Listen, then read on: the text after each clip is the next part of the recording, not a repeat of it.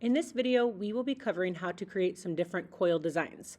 There are a couple handouts that you can refer to that will give you some different ideas, but we're going to be focusing on the braid, spiral, twist, like some rocks and some mix and matching.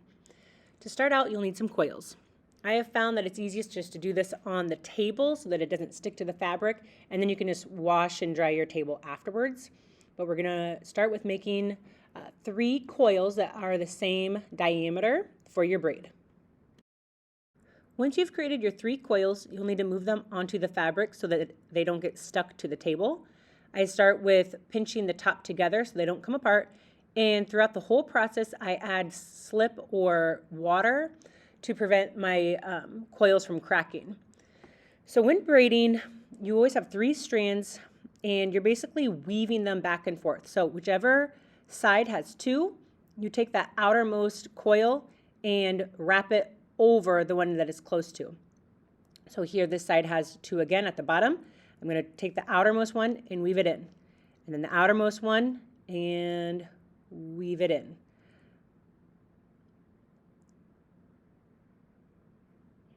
Again, I am adding more slip, and then I'm going to weave that over again. So it's whichever one has 2 coils, you're taking that outermost one around. Now, different from braiding hair, when you're doing clay coils, you want your strands to be really wide. So with hair, usually you are like working your way down kind of. This, you're kind of working your way across so that you really get a tight braid. And if you just go down as if you're doing it with hair, it will kind of look like a loose braid and you won't have a lot of overlapping going on. So I'm almost like completely like vertical here. And again, I'm always adding more and more slip, especially as you continue on because your clay is getting drier. And I'm always like kind of pinching each time I overlap.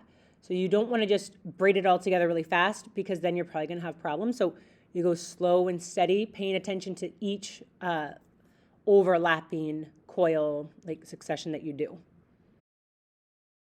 Once your coils have started to run out, you will use up as much as you can, and then at the end you are just going to snip off the extra.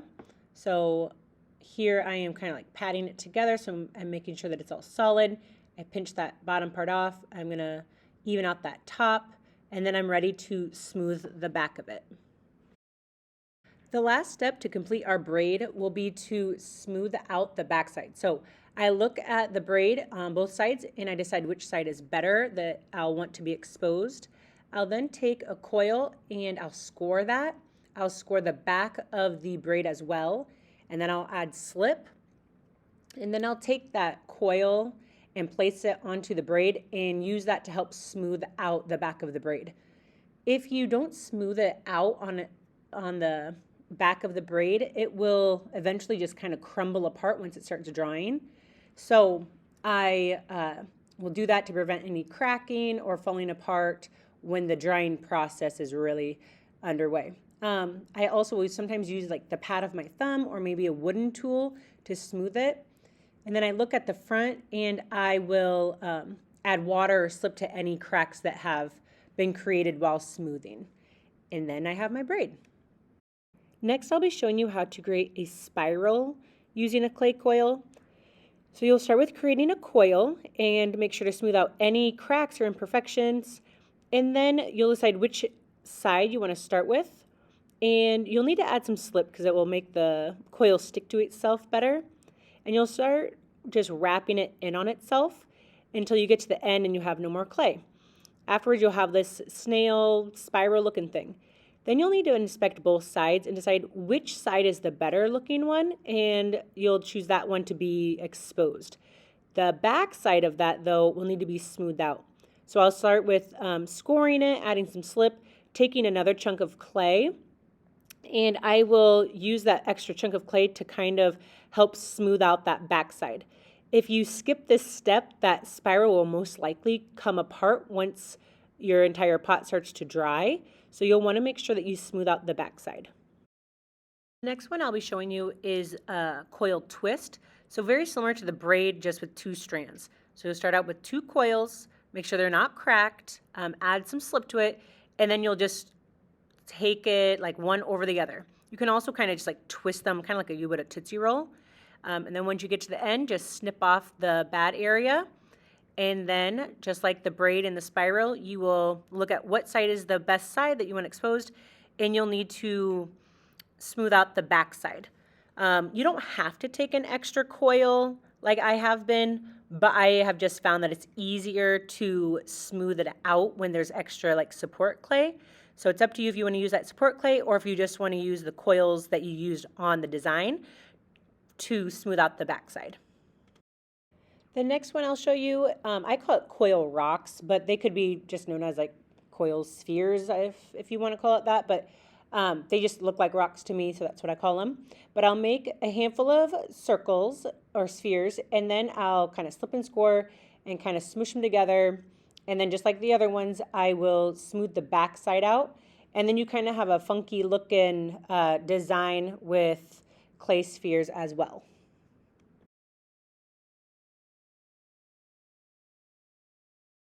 The last thing I'm going to show you is an idea for mixing and matching some of these kind of designs.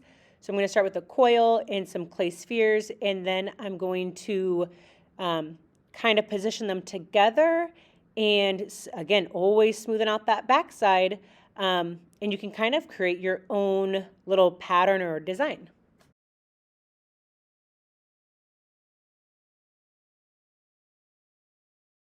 Once you've created your coil design, you'll want to add it to your clay pot.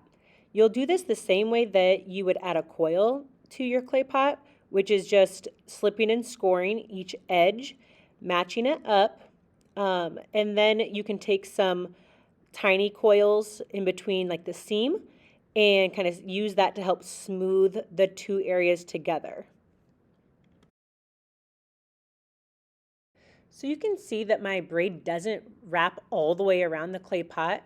So I'm just going to take another design like the rocks and fill in that area, or you could create another braid to fill that in.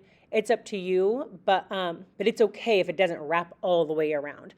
Whatever the case may be, you just want to make sure that whatever you're adding onto this, you are smoothing the inside out. It's very, very important that you don't just stick it on there, because once it starts drying, it will start cracking and falling apart. So remember to always score, slip, and smooth. I hope this video was helpful to you, and I can't wait to see the cool designs that you guys create.